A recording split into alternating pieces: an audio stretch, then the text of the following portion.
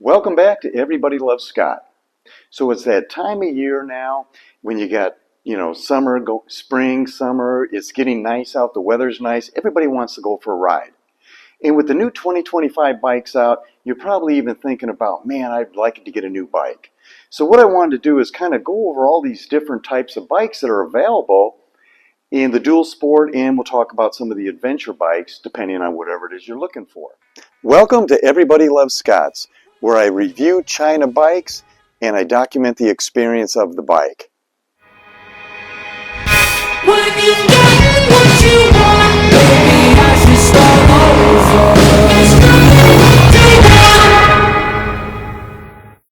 So the three kind of bikes that we're going to look at manufacturer-wise is going to be the European bikes, and that could be, like KTM, Gas, BMW. There's a lot of different bikes in that sense as well.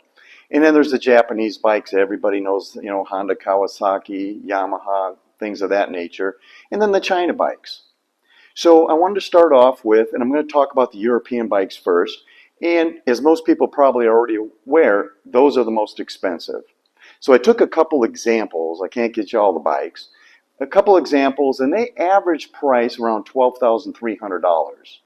One of them would be like a KTM 350 EXCF, and that goes for $12,649. Now Gas has a ES350, and that goes for $12,099.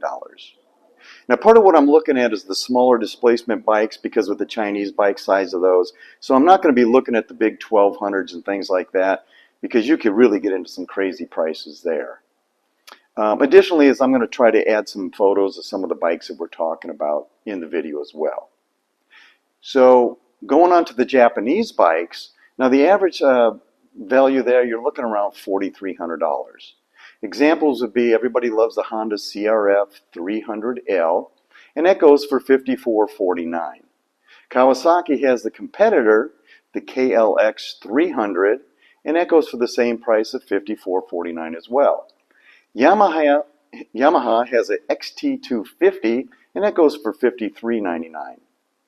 And then there's that fat tire Yamaha, the TW200, that goes for $49.99. And then Honda, if you want a value bike, they have the XR150L, and you can get that one for $3,099. So you can see there's quite a bit of a savings over the European bikes. One thing about the European and the Japanese bikes, yes, you're going to have to buy them at a dealership, and we already know based on those prices right there, that's the list price, but they have a lot of markup. So you got to remember that as well. It could be thousands of dollars more. Now, one beautiful thing about your China bikes are the Chinese bikes, you order it, you put it together, you save a lot of money, and you gain a lot of knowledge as far as your bike and what it's actually, how it operates. So you gain a lot of skill with that. Now, the average Chinese bike that we're looking at here is going to be around $22.66.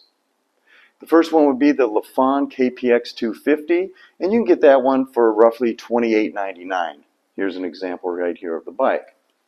The next one is the X Pro Templar 250, the basic 250, and that goes for $15.99. The X Pro Templar M, that goes for $18.99, and that would be this bike right here. And then they have a Templar X, and that goes for $21.29. And that just gives you a little more in the way of shock adjustments in a 6th gear. Then there's always the X Pro Hawk DLX. Love that bike. It goes for $19.79. That would be an example of this bike right here. X Pro also has a new bike that came out. Haven't seen or ridden one. Would like to. Is the Paladine 300, and that goes for $3,099. They stepped it up to a 300 fuel injected, kind of like a Templar style bike, just made up more of a race type of bike. So that's really exciting in itself. So that kind of gives you an idea as far as the dual sport bikes. So now the adventure bikes.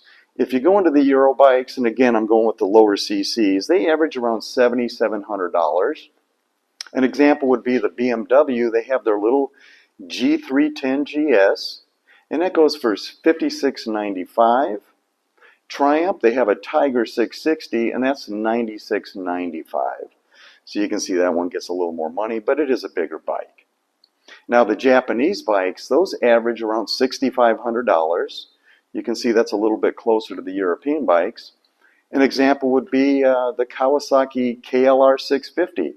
That goes for $68.99. Honda, they have an NX500. You can get that for $73.99. The Honda CRF 300, which comes in the rally version, and that's $54.99. And Kawasaki has a Versa 300 for $61.99. Now, the example of the China bikes, believe it or not, they average $7,000.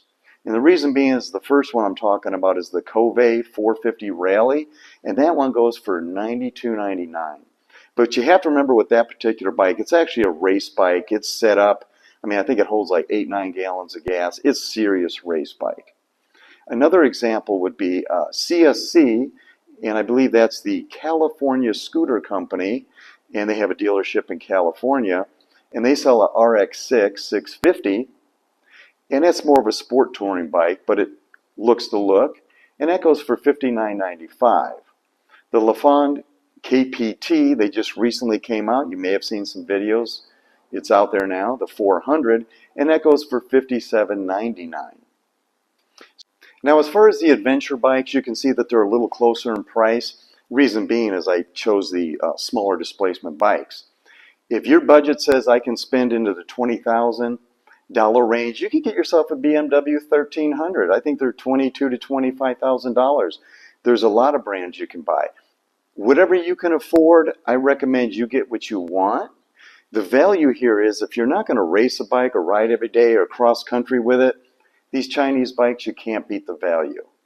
So with that, go out there and make a good decision. Buy yourself a nice bike.